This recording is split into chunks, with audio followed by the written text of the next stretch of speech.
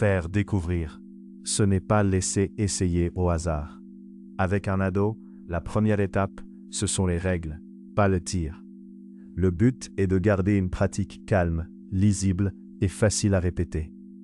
On commence par l'autorisation, le lieu adapté et la présence d'un adulte responsable. Sans ce cadre, la séance n'a pas lieu. Si le doute apparaît, on arrête la série et on revient à une installation plus claire. Les lunettes se mettent avant la manipulation.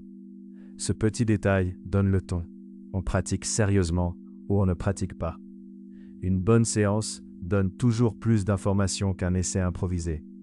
Explique la zone de tir, la zone d'attente et la zone interdite.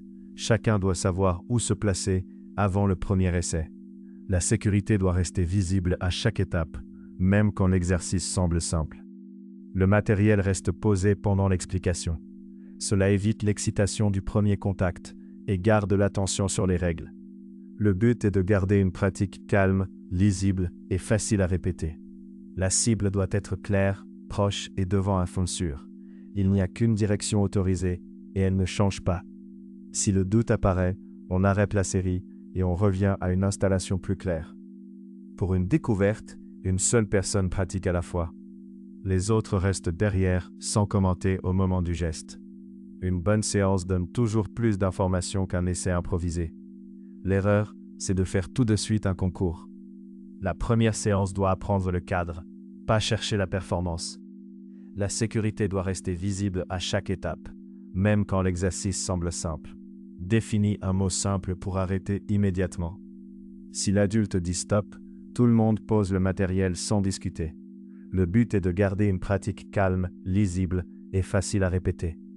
La fin de séance doit être nette, matériel posé, billes rangées, cible vérifiée. On ne laisse rien traîner après l'essai. Si le doute apparaît, on arrête la série et on revient à une installation plus claire. Garde la séance courte, mieux vaut une découverte calme de quelques minutes qu'une longue séance où l'attention finit par tomber.